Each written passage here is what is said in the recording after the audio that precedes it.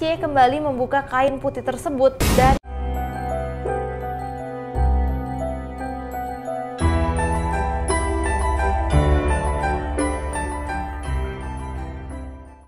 guys, welcome back to my channel. Perkenalkan nama aku Sherry Antoinette. Oke, langsung aja kita masuk ke dalam video kita kali ini. Video kali ini tuh rada berbeda. Aku akan menceritakan tentang sebuah film pendek yang bagus banget. Tapi guys, tapi ini aku nggak bakal reaction karena menurut aku lebih seru kalau misalkan aku jelasin ya. Jadi film ini judulnya Marker. Maaf kalau aku salah ya. Tapi ini benar-benar setiap detiknya kalian harus ikutin banget. Ini benar-benar seru banget. Jadi sebelum kita mulai, ini penulisnya mengatakan film ini memang tentang seorang pengusir setan palsu bernama Xie, maaf kalau aku salah ya, yang kehilangan anak perempuannya dan datang ke rumah Khalid. Khalid ini mengklaim kalau istrinya itu kerasukan jin. Terus dia meminta si Xie ini untuk menyembuhkan si istrinya. Xie itu lengkap dengan pakaian dan perkakasnya sebagai pengusir setan yang religius gitu. Nah, dia itu sedang berkendara menuju ke sebuah rumah. Nah, di scene tersebut si Xie ini juga sempat melihat foto seorang gadis di mana itu ternyata adalah putrinya. Xie ini seperti kayak seorang ayah yang sayang banget sama anak perempuannya. Nah, setelah sampai di tujuan, Xie memencet bel dan memberi salam kepada pria yang mengundangnya yang bernama Khalid. Setelah masuk ke dalam dan duduk di ruang tamu, Khalid itu memintanya untuk menunggu sebentar nih guys. Setelah Khalid keluar membawa minuman, ia tuh kayak sempat tersandung, kayak sempat kesusahan gitu guys saat menyajikan minuman ke Xie tersebut. Dengan wajah murung dia menjelaskan bahwa yang biasa melakukannya adalah istrinya. Cuman kayak karena istri yang nggak ada jadi dia harus menyajikan minum seperti itu gitu. Nah, akhirnya Xie juga memaklumi tentunya dan paham bahwa rumah tanpa istri tidak berarti banyak. Nah, permulaan pembicaraan tuh mulai terjadi guys. Belum ada apa-apa juga sampai Khalid menceritakan tentang istrinya yang telah sakit sejak bulan lalu. Jadi sejak bulan lalu istrinya tidak mau makan dan tidur dan tidak ingin berbicara pada siapapun. Bahkan istrinya juga mengisolasi dirinya. Dan sejak saat itu dia menjadi kejam, dia menjadi manipulatif.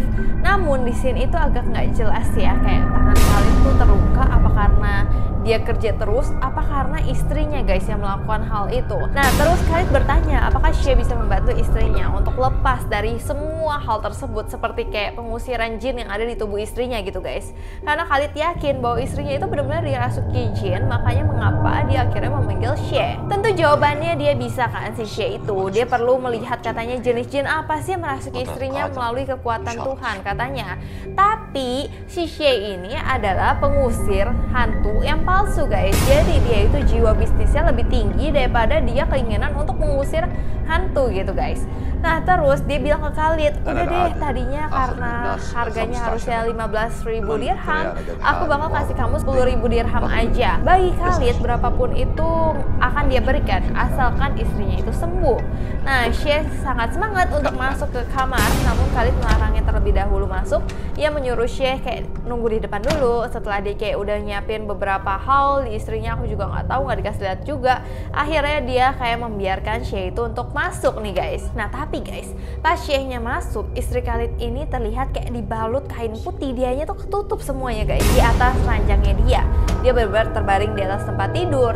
Nah, ketika akan mempersiapkan ritualnya, dia meminta Khalid untuk mengambilkan dupa. Tapi di saat itulah kedok dia lakukan gitu guys. Jadi dia minta si Khalid ngambil dupa. Padahal si Xie itu ngambil kayak semua peralatan pengusir setan palsu. Dia memasang beberapa alat untuk kayak supaya ada reaksi atau rekayasa dari ritualnya dia. Kayaknya kayak dipasangin kayak listrik-listrik gitu. Jadi nanti kalau misalkan dianya baca doa, dianya kayak gitu-gitu guys, kayaknya gitu ya. Nah, terus setelah si Khalid kembali membawa dupa, dia pun memulai ritualnya dengan menyebut nama Tuhan. Jadi dia tuh mengatasnamakan Tuhan untuk kegiatan palsunya dia gitu guys. Dan bacaannya secara religius dan membuat alatnya itu bekerja. Jadi alatnya itu dia tinggal injak gitu, terus korban kayak orang yang kesurupannya itu akan kayak kejang-kejang gitu guys, sehingga benar-benar ada reaksi dan istri Khalid tuh badannya bergerak semua setelah diritualkan dan mengatakan jinnya itu telah pergi, habis kayak udah dia kejang-kejang gitu guys. Sesimpel itu dia tuh melakukan kayak ritual pengusiran setan palsu yang membuat mungkin banyak orang yang percaya sama dia. Khalid yang melihat itu sedikit tercengang. Xie kemudian memberikan 1 botol air sebagai obat yang harus diberikan kepada istrinya selama 7 hari, maka selanjutnya istrinya akan kembali membaik katanya. Khalid bukannya terlihat bahagia, tapi dia kayak sebaliknya gitu guys, dan pergi meninggalkan kamar. Setelah Khalid pergi, barulah Syekh mengemas perkakasnya lagi. Nah, saat dia lagi kemas-kemas peralatannya si Syekh itu, Syekh mendengar suara istri Khalid tuh menangis. Nah, karena penasaran, ia akhirnya membuka kain putih yang menutup wajah dari istrinya Khalid tersebut. Terus istri Khalid itu terlihat sangat menderita, dia kayak sampai dipasung dan meminta tolong Syekh banget bahwa tidak ada yang bermasalah pada dirinya. Itu kayak suaminya aja yang gila, Khalid aja yang gila, karena Khalid nggak terima kalau misalkan anaknya meninggal karena istrinya. Dia tuh ngomongin kayak gitu guys, karena Khalid tuh pokoknya menyakiti dia segala macam. Jadi yang gila itu katanya di sini tuh Khalid guys, ternyata yang sebenarnya menyiksa istrinya. Istrinya bilang dia tuh sama sekali gak kesurupan jin guys. Nah, mendengar itu Syekh udah mikir, dia mulai merasa iba dan kasihan nih guys. Akhirnya Syekh kemudian segera menemui Khalid yang sedang memasak di dapur, tapi dia kayak memotong daging ayam dengan jebrak yang terlihatnya tuh kayak menakutkan banget. Kelihatannya kayak memang Khalid itu mungkin kayak gila terlihat dari tingkahnya guys. Syekh kemudian menemui si Khalid dan menyampaikan bahwa istrinya juga perlu pengobatan dari rumah sakit. Namun Khalid hanya menjawab bahwa pengobatan dari Syekh tidak bekerja untuk istrinya. Namun ia tetap membayar Syekh dan mengeluarkan amplop berisi uang, tapi dengan cara yang agak menakutkan gitu guys. Akhirnya Syekh pelan-pelan dia mengambil uang tersebut dan melihat ada kunci di kantong Khalid yang kayaknya tuh kunci dari pasungan-pasungan untuk istrinya. Namun Syekh mendapat pertanyaan dari Khalid sambil mengajukan pisau di depannya Syekh. Kesannya memang seperti orang yang tidak waras gitu guys. Khalid bertanya apakah Syekh punya anak. Terus Syekh juga bilang dia jawab dia ada putri. Dan Khalid bertanya, kau menyayanginya? Terus si Syekh bilang tentu jawabannya iya. Ya cukup sampai di situ, Syekh kayak udah yakin, oh benar nih kayaknya ini semua soal anak, makanya dia tuh menyakiti putrinya gitu guys. Nah cukup sampai di situ dan Syekh akhirnya pergi kembali ke kamar istrinya si Khalid dan ternyata udah membawa kunci pasung tadi. Nah setelah itu si Syekh langsung melepaskan pasung istri Khalid dan membawanya segera keluar. Namun sayangnya Khalid itu telah curiga dan memergoki Syekh telah melepaskan istrinya. Syekh mencoba menenangkan Khalid yang mulai marah dan membawa pisau guys. Khalid berhasil ditenangkan dan dilepaskan pisaunya, namun masih dalam keadaan yang marah. Tapi Syekh mencoba menenangkan Khalid terus untuk tidak menyakiti istrinya lagi, meskipun kehilangan putranya yang bukan kesalahan istrinya. Tapi guys, yang aneh dan plot twist banget, si Khalid bilang kita nggak pernah punya putra. Wow, itu yang bikin aku merinding banget. Nah, terus di situ si Khalid makin marah dengar penjelasan Syekh itu, karena kata Khalid dia nggak pernah punya putra kan. Terus Khalid menuju ke arah istrinya dan tiba-tiba istrinya ternyata sudah mengambil pisau yang tadi dan menusukkan itu ke perutnya si Khalid. Di sini mulai membingungkan ya, siapa sebenarnya yang jahat? Sebenarnya siapa sih? Syekh itu yang jahat, Khalid yang jahat, atau istrinya Khalid gitu yang jahat? Tapi si Syekh di sini masih percaya banget sama istrinya Khalid dan segera membawa istri Khalid keluar dan meminta pertolongan. Tapi ini guys yang horor dan bikin aku merinding dan membingungkan, ini seperti permainan waktu. Tiba-tiba si Syekh bukannya keluar dari rumah tersebut, Syekh malah kembali lagi ke dapur rumah Khalid di tempat tadi dia ngobrol sama Khalid dan bertemu kembali dengan Khalid yang sedang memotong-motong ayam seperti tadi. Khalid kemudian berbicara, ia terkesan dengan apa yang dilakukan Syekh. Khalid terus berbicara tentang Syekh dan seolah sebenarnya dia tahu semua yang terjadi guys. Yang dilakukan Syekh selama ini tuh salah. Bahkan Khalid berkata gini guys, Syekh tahu apa yang halal dan haram dan Syekh memilih yang haram. Tuhan telah menganugerahkan agama padamu, tapi Anda tidak pantas menerimanya. Itu Khalid ngomong gitu ke Syekh. Terus Syekh di situ mulai panik, mengira yang dihadapinya bukan manusia, melainkan kayak orang-orang yang serem gitu loh guys, kayak setan atau apa ini orang. Nah terus si Syekh itu mengucap kayak lafal Bismillahirrahmanirrahim gitu, terus membuat Khalid tertawa dan mengatakan, jangan coba-coba karena itu tidak bekerja untuk saya, karena saya juga takut pada Tuhan.